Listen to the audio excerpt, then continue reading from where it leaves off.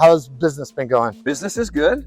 We've kind of come out of a crazy season during COVID where everything jumped and got really, busy, and then it's kind of normalized back out. But business is always when busy. did you start noticing it kind of leveling back out after COVID? I think last year, really, because COVID was So 2023. Yeah, in the video world, we kind of work reactionary sometimes, where people notice trends and things that they want to do, and they're a little late in responding. So we kind of had the year after COVID also was a big boom year for us, but now things are kind of normalizing out. That's awesome. That's awesome. How many different animators and stuff do y'all have right now? We've got 3 different animators, some that do specialty types of video, some people that only do post-production editing, and others that will do, just animation. But yeah, there's 3 of us that animate, and if we get too busy, I can jump in and do a little bit.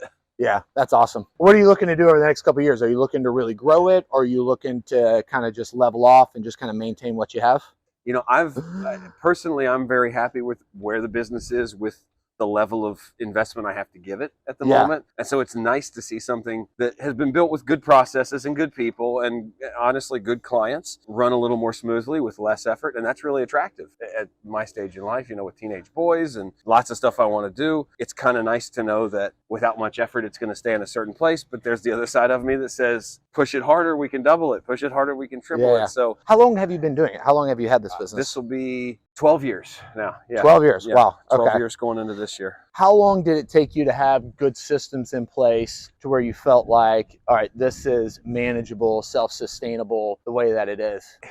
I think we had good systems in the early days, but then probably 3 years ago, I hired my brother to come in and kind of be our COO, and he is a former project manager, engineer, real systems guy. Like, I thought I was a systems guy. Then I hired a systems guy and realized it could have been so much better. And so we've had those systems up and running for about 3 years, and it's a lot more automation. It's a lot more just like everything that I thought was easy, but we were touching manually with our hands, now passes through hands without somebody having to manually push it to the next person in the list and the next person in the workflow. So I feel like we've only really had great systems for 3 years, but we've always had an organized flow of work. It's just, naturally as business goes on and you learn your clients and your own business better, workflow refines itself. So I think it almost took me a decade to find really good systems, but that's evolutionary. If you would have asked me at year 5, do you have good systems? You thought it was awesome. We have the best. Yeah. So I think that's just a testament to getting people who are smarter than you on your team so that they can go, yeah, you're doing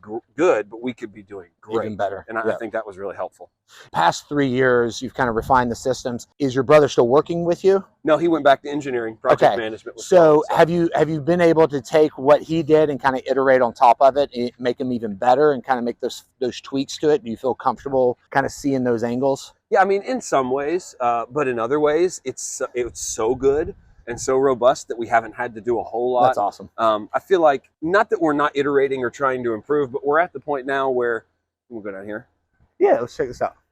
We're at the point now where basically we've refined our business to a point where we're not trying to search or find an identity. We know exactly who we are, who we're serving, what we're doing. Yeah. And so there's a lot of questions that are answered, and we to refine it a whole lot more than that, meaning we don't have to reinvent the wheel all the time. Whereas when you're new, you're trying to find an identity, you're trying to find a niche, all those things. I feel like, we found that after 12 or 13 years. And I may have a driver for my day job, but when it comes to the Dyslexic Hustle, it's just me and my son. We're a small team. So if you want to help us, please subscribe. So there's, on my part, I'm trying not to mess with the workflow as much, even though just little tweaks here and there can really help.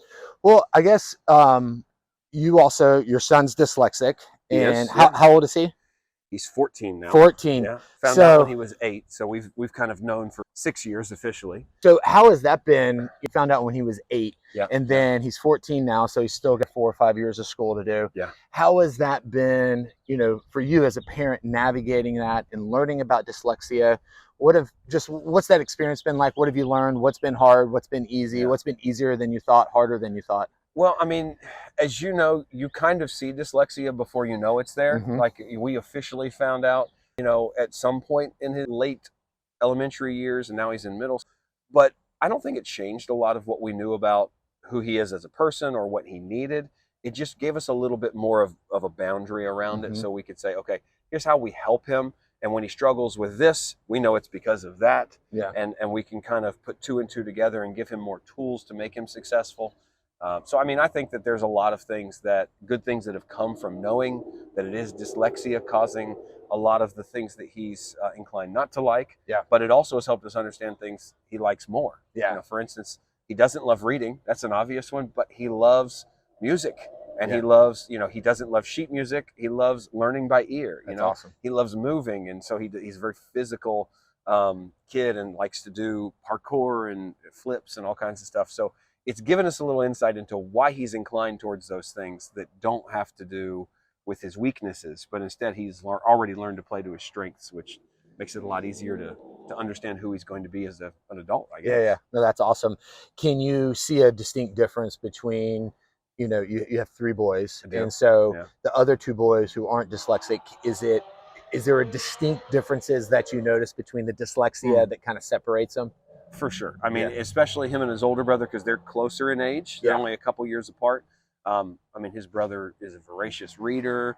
He loves instruction manuals. He's type A. He's very organized, and he is much more casual, goes with the flow, doesn't need a schedule, doesn't need a, you know, I don't want to wake up at a certain time. I don't want to go to bed at a certain time. I want to feel it through. And so he's driven by, you know, emotions and instinct and all those things that I think can be good things, but they're also things you have to harness, because if Manage a little better. if you let emotions rule the life, then we get what you get when you have a teenager in the house sometimes. Yeah. So, no, that's awesome. It's been good to learn, but yeah, for sure, they're definitely their own unique people, but the way that they learn things is different, and the things that they want to learn are different as well.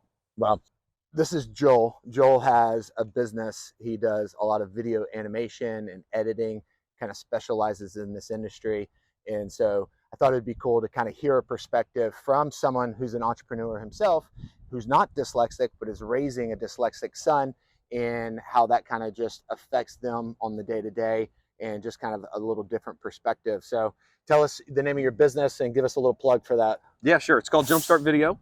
We specialize in animated explainer videos. So things for e-learning, training, onboarding, anything that you do virtually that you used to do in person, you can now do with a video. And we try to help make sure that it's entertaining and a little more sticky, as they say, when people are learning about subjects that might not be the most exciting. So that's awesome. Yeah, that's really cool. Well, I appreciate you talking with me. For sure, this is man. my good friend, Joel. Check out his info, and we'll talk to you on the next one.